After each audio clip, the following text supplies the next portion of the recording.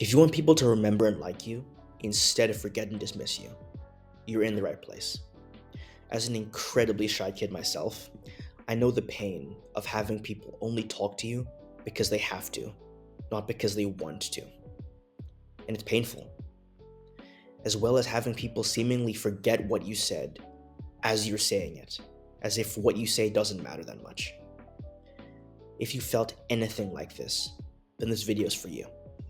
I've compiled 3 easy strategies to have people go from forgetting your conversations and you to having them enjoy speaking to you and wanting more. So, let's get to it. In this video, I'll share my most effective conversation starters, my personal favorites, and how you can find something specific that makes people want to speak to you instead of dismiss you. After this is done, I believe you'll have the tools to navigate any social situation when it comes to conversation starters. And here I left a little, edgy quote that sums up how I felt about being social and how people seem to forget me. By the way, if you're ready to go from shy guy to social butterfly, click the link below and join my community, where we can talk, you and me, and turn you into one. Alright. But first, let's address why it's so important to stand out in a conversation.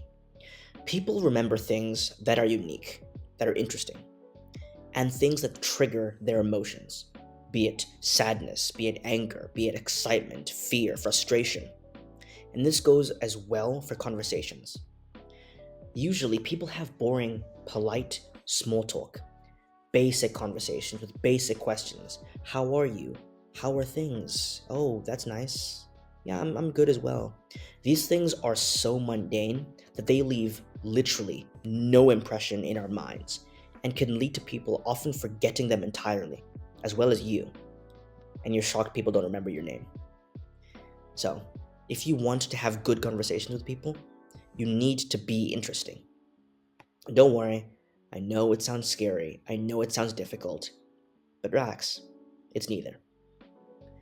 Okay, so a study was done on over 300 participants in 2016. They had a speed networking event, and they wanted to test out the best conversation starters, the ones with the highest ROI that led to the best conversations. And here, I've listed them from 1 to 7. Top being the best, 7 being the lowest. Shockingly, 7, how are you? The most common conversation starter was the lowest in terms of ROI. And the best, you can see it right now. What was the highlight of your day? And I know that may seem weird, but that's because you haven't asked it before. And usually people don't ask it to you either. So of course it sounds weird. But in reality, this led to the best conversations. So, the next time that you want to introduce yourself, instead of going for the cookie cutter, hi, I'm so-and-so, where are you from? How are you? Try spicing it up a bit. Maybe instead of where are you from, ask, where's that accent from, Or instead of asking, how are you, you say, how's today been, And maybe if they say something basic like, oh, good, you ask, what's good about it, Just ask something that they're not really expecting. Another really good one is showing genuine care. People, and humans in general, absolutely adore appreciation. We crave it. But most people, including women, mainly women, have heard basic compliments since the day they were born, basically. They've already been told that they're pretty, that they're cute, that they have a nice smile, a nice personality. So if you want to actually make an impression on somebody with a compliment, which can be extremely useful, then you need to go for something that is unique, that is specific to them. And the more specific, the better. If, say, they have distinct notebooks, make a comment on that. You ask where they got them from, how they choose that, Maybe it's effort-based, something that they had to go out and do, like a hard workout, like a hard run, Or like a presentation, like here. You ask, how long did it take you to make it? How long did it take you to run? Was it difficult? How difficult? Stuff that actually gets them to talk about something that they chose to do. And I have a little nice quote there about, strangers that randomly compliment you are good. But remember, do not be creepy about this, okay? You do not want to go for something similar something simple like their looks, because at best, they've heard it a million times, and at worst, they're gonna find it creepy and not want to speak to you. And just remember to be interested, not interesting.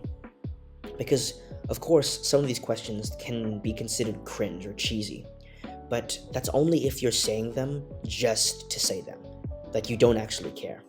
If you're asking these questions, like what book they're reading or what jacket they have, with genuine curiosity, they can feel it. And they will enjoy it, because people naturally like to talk about themselves and things that they like. But you need to come at it from a place of authenticity. Authenticity is attractive. And so, just remember, if you take anything from this, be interested, not interesting. And you can ask any question, really, if you're interested. Remember about, I don't know, you mentioned that you were doing piano. What was your favorite song to play, Oh, you mentioned that you're doing a passion project about a story, okay? What are you writing about? What's the inspiration? You can have these questions that may seem boring or cringe, but if you're coming at them from a place of genuine curiosity, then they will enjoy it, because people like to talk about themselves. And I know, you need to realize that even though you may come across as embarrassing, that's a risk. That is a risk, I'm not gonna lie. What's the alternative? Being forgotten. Because being boring, playing it safe, being normal, will lead to you being forgotten.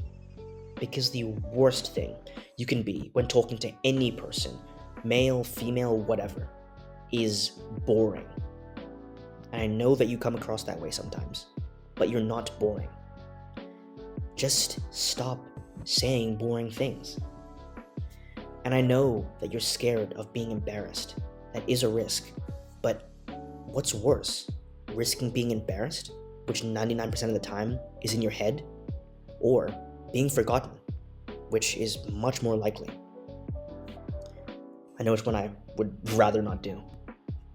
So, in summary, use unique convo starters, okay? Don't go for the boring, how are you, how's your day been? Steer the conversation towards them and their interests, things that they actually like. And don't be afraid to be embarrassed, because 99% of the time, it is in your head. They are not thinking what you think they're thinking. Alright, I hope you found this helpful. Remember, take action, learn from failure. See ya.